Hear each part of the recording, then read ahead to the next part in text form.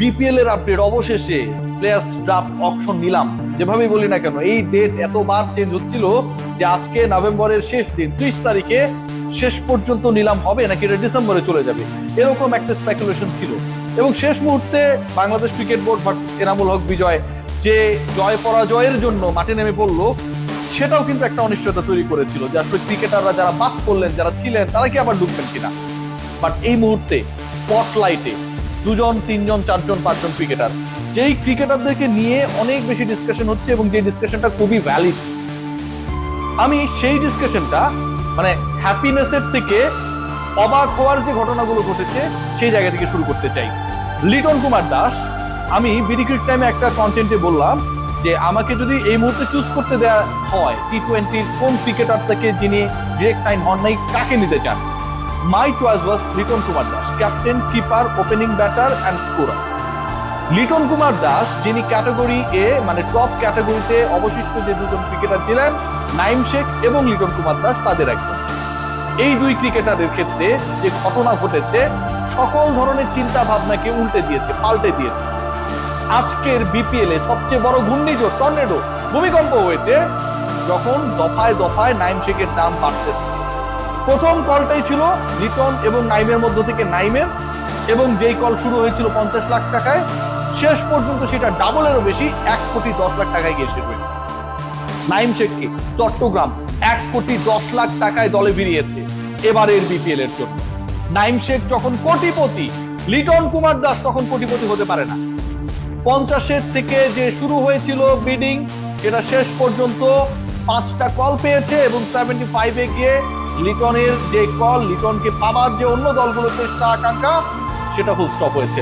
লিটন কুমার দাস 75 লাখ টাকায় রংপুরের ডেরায়, লিটনের ব্যাপারে অন্য দলগুলো যখন আগ্রহ দেখায় নাই 75-এই তার নিলামটা শেষ হয়ে গেছে। লিটন যখন 75, নাইম শেখ যখন 1 কোটি 10, ঠিক তখন সবচেয়ে বড় অবাক করা জায়গা তৈরি হয়ে গিয়েছিল যে জিয়াউর রহমান, আমাদের সাবেক রাষ্ট্রপতি জিয়াউর রহমানের কথা আমি বলছি না, মানে অনেকে অনেকভাবে এগুলোকে কল করার চেষ্টা করে, ম্যানিপুলেট করার চেষ্টা করে। আমাদের ক্রিকেটার জিয়াউর রহমান, সেই জিয়াউর রহমান 30 লাখ টাকায় বিক্রি হয়েছে। জিয়াউর রহমান যখন 30 লাখ টাকায় বিক্রি হন তখন মাহমুদুল্লাহ রিয়াদ, মুশফিকুর রহিম, ইবাদত হোসেন, গেলবারের চ্যাম্পিয়ন টিম ফরচুন বরিশালের এই 3 জন গুরুত্বপূর্ণ অংশ যারা ছিলেন মাহমুদুল্লাহ, মুশফিক এবং ইবাদত, তাদের ব্যাপারে কোনো দল নিলামের প্রথম দফায় প্রথম পর্যায়ে আগ্রহ দেখায় নাই। মিরাকল, কোনোভাবে এটা আসলে বিশ্বাসযোগ্য মনে হচ্ছিল না, অন্তত বেস প্রাইসে তো বিক্রি হবেন। চমক দেখিয়েছেন মোহাম্মদ সাইফুদ্দিন, তিনি দল পেয়েছেন এবং সাইফুদ্দিন 68 লক্ষ টাকায় ঢাকার ডেরায় গেছেন।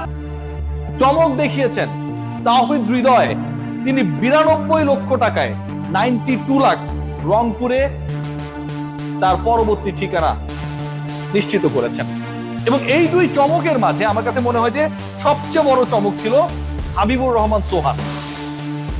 18 লাখ থেকে যাকে নিয়ে বিডিং শুরু হয়, বাংলাদেশের যে রাইজিং স্টারস টিমটা ছিল এশিয়া কাপে সেই টিমের ওপেনার মারকুটে ব্যাটার হাবিবুর রহমান সোহান, যিনি 3rd হাইয়েস্ট রান গেটার ছিলেন সবশেষ এমার্জিং এশিয়া কাপ বা রাইজিং স্টারস এশিয়া কাপে, তিনি 50 লক্ষ টাকায় নোয়াখালীবাসীদের চোখের আনন্দ দেওয়ার জন্য পরবর্তী বিপিএল এ খেলবেন।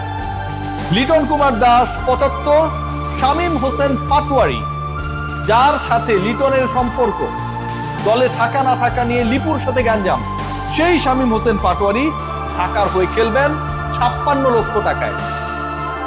শান্তি আর স্বস্তির জায়গাটা কোথায়? সাব্বির রহমানকে নিয়ে অনেক কন্টেন্টস হয়েছে, অনেক আলোচনা হয়েছে, শেষ পর্যন্ত সাব্বির কোন দলে খেলেন সেই ডিসকাশনটা যখন তুঙ্গে, তিনি কোন দলের হয়ে পরের বিপিএল এ খেলবেন নাকি আনফরচুনেট হয়ে গত বিপিএল এর আগের যে আসরগুলো ছিল সেই আসরগুলোতে তিনি দল পাননি, সেরকম কোনো কিছু একটা করতে যাচ্ছে। সাব্বিরের দল পরিবর্তন ঘটে নাই। Sabbir is going two B the part of Dhaka again. Dhaka Capitals এর হয়ে সাব্বির খেলবেন, গেল আসরে সাব্বির খেলেছিলেন ঢাকার হয়ে এবং এবার সাব্বিরের প্রাইস 28 লাখ, 28 লক্ষ টাকায় সাব্বিরের ঠিকানা ঢাকা ক্যাপিটালস। আমাদের আরেক প্রিয় ক্রিকেটার, বাংলাদেশকে দীর্ঘ সময় সার্ভিস দেয়, যাকে এখনো বাংলাদেশের মানুষ মিস করে, নাসির হোসেন, তিনিও ঢাকায়। তাসকিন আহমেদ আগে থেকেই ঢাকায়। নাসির, সাব্বির, তাসকিন আমার কাছে মনে হয় ঢাকাকে রোমাঞ্চকর বিপিএল এ এক্সপেরিয়েন্স দেওয়ার জন্য যে লোকাল ক্রিকেটাররা, যাদের ব্যাপারে মানুষের প্রচন্ড আগ্রহ রয়েছে, যেই ক্রিকেটারদের fan base is very huge, সেই পার্টিকুলার ক্রিকেটাররা এই মুহূর্তে ঢাকার ডেরায়। আলোচনা রয়েছে জাকের আলী অনিক। প্রিয় জাকের আলী অনিক এবারও বল যেখানেই যাক তিনি লেগ সাইডে মারবেনই, এবং বিপিএল আমার কাছে মনে হয় ওয়ার্ল্ড কাপের আগে সেটা একটা ভালো প্রিপারেশন তার হয়ে যাবে। জাকের আলী অনিকের ঠিকানা নোয়াখালীবাসী যেমন একদিক থেকে সোহানকে নিয়ে চমক দেখিয়েছে, জাকের আলী অনিককেও দলে ভিড়িয়ে তারা চমক দিয়েছে। জাকেরের দাম বাড়ে নাই। জাকের 35 লাখ টাকার ক্রিকেটার, মানে যেই বেস প্রাইজের ক্রিকেটার তিনি ছিলেন, সেখানটাই একটা দলে বিট করেছে, সেটা হচ্ছে নোয়াখালী এক্সপ্রেস, এবং 35 লাখ টাকায় জাকের আলী অনিকের ঠিকানা সেখানটায়। চমক জাকেরের যদি ব্যাপারটা চমক হয়, মুশফিক মাহমুদুল্লাহ যদি দল না পাওয়া চমক হয়, আমার কাছে মনে হয় যে সবচেয়ে বড় চমক এবারের বিপিএলে ইয়াসির চৌধুরী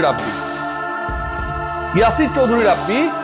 তার প্রাইস কত হতে পারত, তার দল পাওয়া নেই, কিন্তু আমরা অনেকটা কনফিউজ ছিলাম। ইয়াসির চৌধুরী রাব্বি যখন ছক্কার দরকার হয় তখন তিনি সিঙ্গেল নেওয়ার চেষ্টা করেন, যখন সিঙ্গেলের দরকার হয় তখন তিনি ছক্কা মারার চেষ্টা করেন, যখন কোনোটারই দরকার হয় না, টিকে থাকার দরকার হয়, তখন তিনি রিভার্স সুইপ করেন। সেই ইয়াসির চৌধুরী রাব্বি রাজশাহীতে খেলবেন 44 লক্ষ টাকায়। Yasir Chowdhury Rabbi is a middle order batter, he is going to play for Rajshahi 44 lakh টাকায়। একই অলমোস্ট পজিশনের ক্রিকেটার মাহমুদুল্লাহ রিয়াদ, মুশফিকুর রহিম 35 লাখ টাকাও বিক্রি হয় নাই, কোনো দল কেনে নাই। এবাদত হোসেনের মতো একদম প্রিমিয়াম পেসারকে কোনো দল প্রথম দফার নিলামে কেনে নাই। আমার কাছে মনে হয় যে এবারে নিলামে এই জায়গাগুলো যথেষ্ট কনফিউজিং, ডিবেটেবল, এবং কেন আসলে তাদের ব্যাপারে আগ্রহ থাকলো না সেটাও একটা বড় প্রশ্ন। আরেকজন ক্রিকেটার রয়েছেন পারভেজ হোসেন ইমন। আমার কাছে মনে হয় ইমনের ক্ষেত্রে সিলেট অনেক উইনার হতে পারে। 35 লাখ টাকার মধ্যেই তারা ইমনকে পেয়ে গেছে। ইমনের প্রাইস আমার কাছে মনে হচ্ছিল যে অ্যাটলিস্ট 50 লাখ প্লাস হওয়ার কথা ছিল। লাস্ট ম্যাচেও ভালো খেলেছে, রেগুলার ওপেনিং এ ভালো করেন। তো এরকম একজন ক্রিকেটার পারভেজ হোসেন ইমন, এবং একই সাথে একটা স্পেশালিস্ট পজিশনে তিনি হচ্ছে স্পেশালিস্ট, সেই জায়গায় পারভেজ হোসেন ইমন অনলি 35 লাখে একটা দলে চলে গেলেন এবং অন্য কেউ বিট করলো না। এটাও আমার কাছে খুব ইন্টারেস্টিং মনে হয়েছে। বাট ওভারঅল আজকে এই অকশনের ইন্টারেস্টিং পার্ট হচ্ছে নাইম শেখ 1,10,00,000 টাকায় সর্বোচ্চ দামে বিক্রিত ক্রিকেটার। 1,10,00,000 টাকায় বিক্রি হলেন বাংলাদেশের সবচেয়ে trolled cricketer Naim Sheikh, and that happened in the very first bidding, যেখানটায় তারপরেই লিটন কুমার দাসকে তোলা হয়। 75-এর বেশি তিনি যেতে পারেন নাই।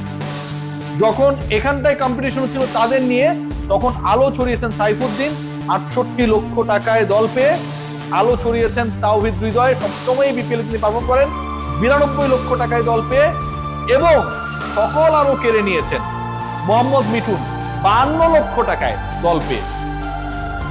বিশ্বাস হচ্ছে? হোক আর না হোক, এগুলোই ঘটনা। আজকের বিপিএল অকশন নিয়ে অনেক ঘটনা ঘটেছে, এবং অকশন যখন চলছিল তখন সবচেয়ে ইন্টারেস্টিং পার্ট, অকশনার হিসেবে যিনি ছিলেন তিনি অনেক ক্ষেত্রে রুলস ব্রেক করে নিজের মতো করে এটা পরিচালনা করার চেষ্টা করছিলেন। তো মাহবুব ভাইকে আসলে যারা গালিগালাজ করেছিলেন, আমার কাছে মনে হয় আজকের বিপিএলও সেই ঘটনাগুলো, বিপিএল এর অকশনে সেই ঘটনাগুলো ঘটেছে, এবং এগুলো ঘটে, এটাই আলটিমেটলি একটা বড় আসরের মর্যাদা বা কি বলবো এক্সাইটমেন্টের সাথে জড়িত। ওভারঅল আবার যদি ডিসকাস করি, সাব্বির রহমান 28 লাখ টাকায় ঢাকায়, নাইমকে নিয়েছে চট্টগ্রাম 1,10,00,000, লিটন কুমার দাস 75 লাখ টাকায় রংপুরে গেছেন।